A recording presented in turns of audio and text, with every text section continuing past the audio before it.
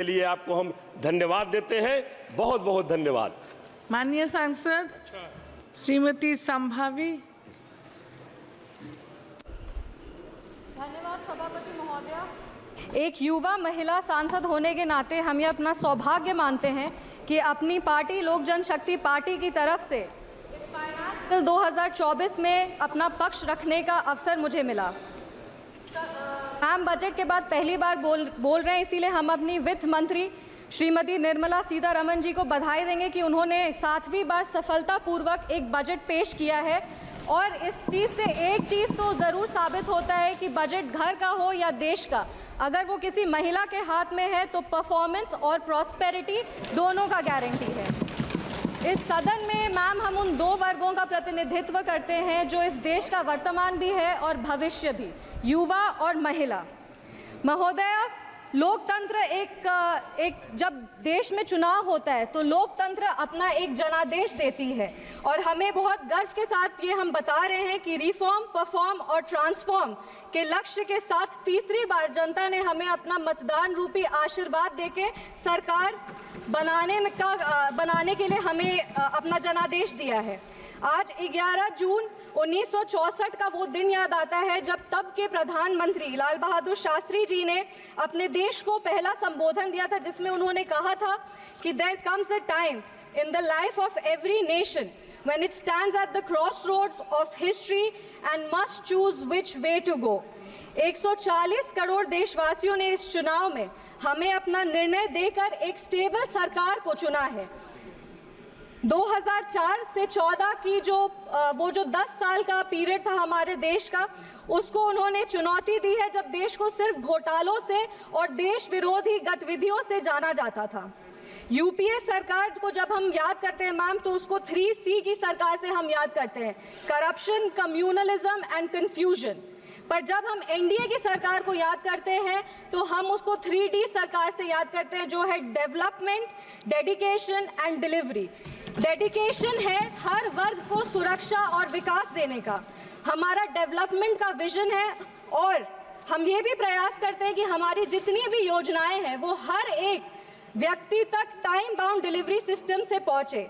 हमारे वादे चाहे वो राम मंदिर के हो, वो आर्टिकल 370 हो, वो जीएसटी हो या CAA हो, हमने जितने भी वादे किए हैं उसको लागू करने का पूरा प्रयास किया है। गर्व के साथ कहते हैं मैम कि जनता ने 3C नहीं 3D की सरकार को चुना है।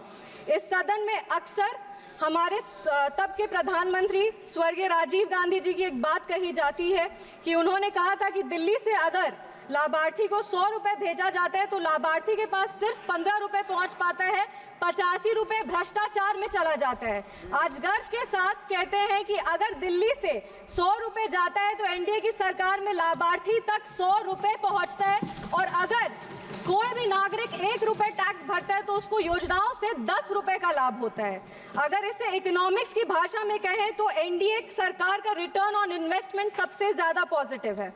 मैम अब अगर इकोनॉमिक इंडिकेटर्स की बात करें तो 2004 में जब कांग्रेस की सरकार आई थी तो उनको मजबूत अर्थव्यवस्था विरासत में मिली थी, जो हमारे तब के प्रधानमंत्री अटल बिहारी वाजपेयी के समय जो अच्छे काम किए गए थे उसके वजह से था। एक सुनहरा अवसर था हमारे देश को सुपर पावर बनाने का सर, पर इन लोगों ने मिलकर हमारे देश को 50 साल और पीछे लेके चले गए। तब भारत का करंट अकाउंट बैलेंस सरप्लस, तब भारत का current account balance surplus of 0.5% GDP पे था। वो डेफिसिट 2004 वो डेफिसिट जो है वो 2009 से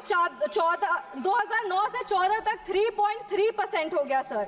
और आज ग्लोबल अनसर्टेनिटी के बाद भी करंट अकाउंट डेफिसिट सिर्फ 0.7% पर है।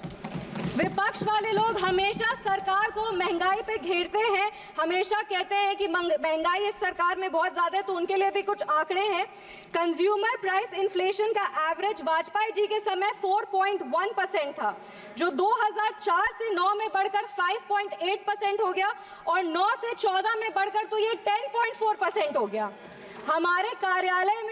हमारे कार्यकाल में ये 2014 से 2019 तक 4.45% था और आज जब कोरोना का महामारी था और ये सब के बावजूद 2019 से 2024 के बीच में कंज्यूमर इन्फ्लेशन प्राइस जो है वो 5.69% है, जबकि ग्लोबल एवरेज मैम 8% पे है। उसके बावजूद हमारे देश का कंज्यूमर प्राइस इन्फ्लेशन 5.69% पे है।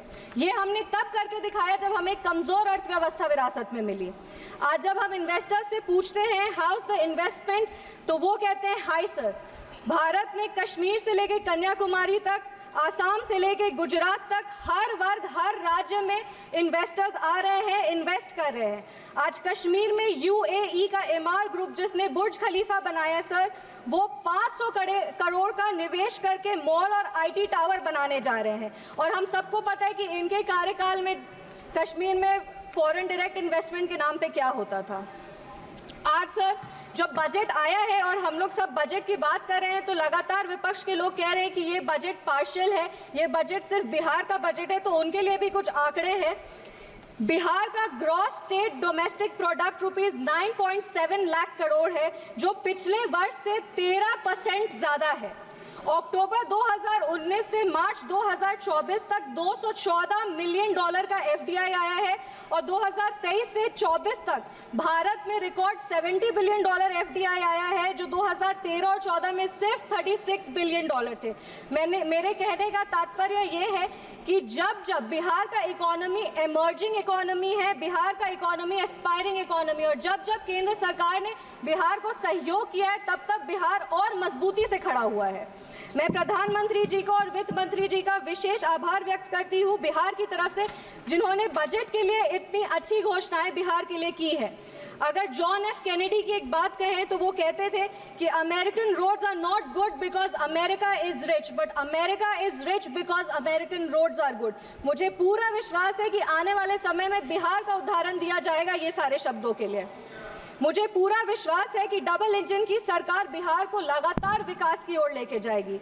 सरकार ने बिहार को 26,000 करोड़ रुपए दिए हैं हाईवे डेवलपमेंट के लिए, जिसमें पटना पूर्णिया एक्सप्रेसवे है, बक्सर भागलपुर एक्सप्रेसवे है, या बोधगया राजगीर वैशाली दरभंगा एक्सप्रेसवे। इससे बिहार के इंफ्रास्ट्रक्चर को और बल मिलेगा और रोजगार क्रिएट होगा। महोदय, इतनी सारी योजनाएं, 48 लाख करोड़ का बजट, रिकॉर्ड टैक्स कलेक्शन, हर प्रदेश में इंफ्रास्ट्रक्चर प्रोजेक्ट, ये सब सिर्फ इतने 10 साल में ही क्यों हो रहा है? क्योंकि व्यवस्था तो वही है और अधिकारी भी वही है। जो बदला है वो सिर्फ हमारा काम करने का ढंग, क्योंकि हमारे पास नेता भी है, हमारे पास नीति भी है और हमारे पास देश का सेवा करने का नियत भी है। आज जो फाइनेंस बिल आया है वो हमारे देश के लिए एक नया ग्रोथ स्टोरी लिखेगा, क्योंकि हम आज टैक्स टेररिज्म से टैक्स ट्रांसपेरेंसी की ओर बढ़ रहे हैं।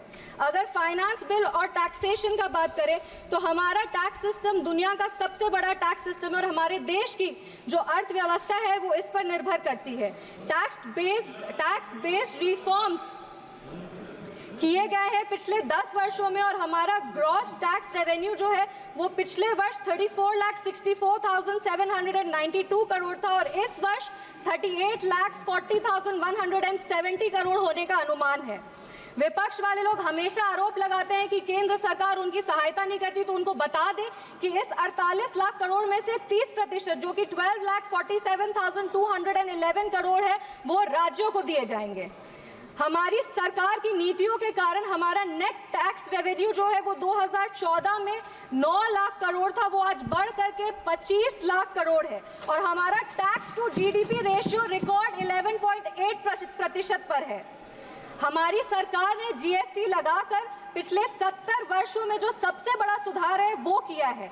जीएसटी कलेक्शन अप्रैल 2024 में 2 लाख करोड़ रुपए का स्तर पार किया है और जीएसटी काउंसिल के गठन के बाद हमारी सरकार ने कोऑपरेटिव फेडरलिज्म को और बल दिया है, एक नया मीनिंग, एक नया डेफिनेशन दिया है। फाइनेंस बिल बहुत ही एक आवश्यक बिल होता है क्योंकि हर सेक्टर्स को इसमें इंसेंटिव देने का काम किया जाता है और जैसा कि हम जानते हैं कि आम आदमी जब बजट का भाषण सुनता है तो सबसे ज़्यादा अगर वो कुछ गौर से सुनता है तो वो हमारे टैक्सेशन प्रपोजल्स को सुनता है। हमें बताते हुए ये बहुत खुशी हो रही है कि हमारी सरकार ने उन्हें निराश नहीं किया है और new tax regime rate structure को रिवाइज करके ऐसा एक टैक्सेशन सिस्टम लाया जिससे सैलरीड एम्प्लॉय हर साल 17,500 रुपए का इनकम टैक्स सेविंग कर पाएगा। इसका लाभ मध्यम वर्ग के लोगों को और निम्न वर्ग के लोग को सबसे ज्यादा होगा। सरकार द्वारा standard deduction for salaried employees को 50,000 से बढ़ाकर 75,000 रुपए कर दिया गया है और deduction on family pension for pensioners को 15,000 से बढ़ा करके 25,000 कर दिया गया है। इन प्रावधानों से मिडिल क्लास को लाभ होगा, कंजम्पशन बढ़ेगा, इकोनॉमिक ग्रोथ को एक पुश मिलेगा और हमारा जो 5 ट्रिलियन इकोनॉमी बनाने का सपना है उसको पूरा किया जाएगा।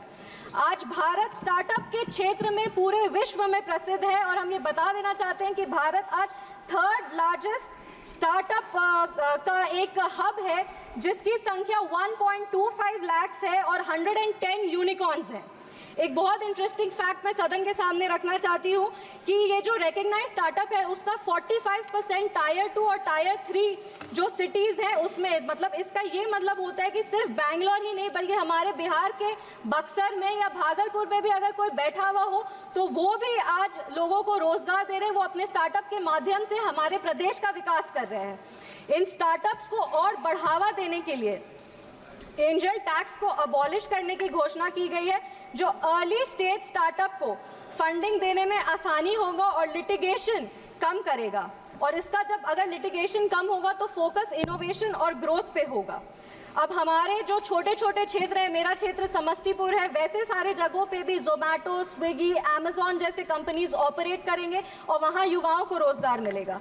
ईज ऑफ डूइंग बिजनेस के लिए delay in TDS payment up to the due date of filing the TDS statement is propose to be decriminalized. एक और आंकड़ा रख रहे हैं, टैक्सेशन में सबसे बड़ा हिंड्रेंस लिटिगेशन होता है और हमारा इकोनॉमी का 12 ट्रिलियन रुपए अभी भी टैक्स डिस्प्यूट में फंसा हुआ है जो जीडीपी का ऑलमोस्ट 6% है।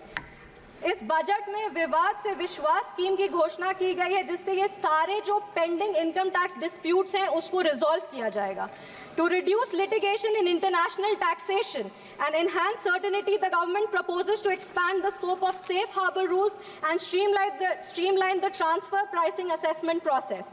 यह फाइनेंस बिल एक तरह का स्टेटमेंट है मैम कि जनता का जो मेहनत का पैसा है उसको सरकार वापस इन्वेस्ट करती है और जो ये फाइनेंस बिल है वो एक स्टेटमेंट है कि हमारी वित्त मंत्री जी ने जैसा कहा था कि 9 प्राथमिकताएं हैं, वो 9 प्राथमिकताएं जरूर हम लोग अचीव करेंगे और विकसित भारत विकसित बिहार का एक नया प्रमाण देंगे। ये जो देश है वो रिफॉर्म्स पिछले 10 वर्षों से रिफॉर्म में है और सकारात्मक बदलाव देख रहा है। हमारा देश आज फ्रजाइल 5 इकोनॉमी से टॉप 5 इकोनॉमीज की तरफ बढ़ रहा है और G20 के माध्यम से आज हमारा देश एक ग्लोबल सुपर पावर बन गया है। हमने अपने देश के नागरिकों के सपनों को पूरा होते हुए देखा है मैम, वो चंद्रयान का सफलतापूर्वक लैंडिंग हो, धारा 370 हो या हमारे प्रभु श्री राम की प्राण प्रतिष्ठा हो। आज हम 5वीं सबसे बड़ी अर्थव्यवस्था बन गए हैं और इसीलिए हमारे सामने जो चुनौती है वो तो है पर हमारे पास अवसर भी है और हमारे पास एक विजन भी है। अपने वाणी को हम विराम देने के पहले धन्यवाद देंगे हमारे माननीय मुख्यमंत्री श्री नीतीश कुमार जी को और हमारे पार्टी के राष्ट्रीय अध्यक्ष श्री चिराग पासवान जी का, जिनकी लगातार मेहनत की वजह से हमारे 1 मिनट मैम 1 मिनट सबसे युवा सांसद है 2 मिनट, जिनके लगातार प्रयासों के वजह से आज हमारे प्रधानमंत्री जी का जो सपना है उसको बिहार में धरातल पर हम लोग इम्प्लीमेंट कर पा रहे हैं। विपक्ष के लोग हमेशा हमें कहते रहते हैं, हमारी नीयत को खोजते, हमारी नीति को खोजते, हमेशा हमें कोसते रहते हैं। तो हम रामधारी सिंह दिनकर जी की धरती से आते हैं, 2 पंक्ति बस पढ़ेंगे इनके लिए। सच है विपत्ति जब आती है कायर को ही दहलाती है, सूरमा नहीं विचलित होते, क्षण एक नहीं धीरज खोते, विघ्नों को गले लगाते हैं, कांटों में राह बनाते हैं। जय हिंद, जय बिहार, जय समस्तीपुर। माननीय सांसद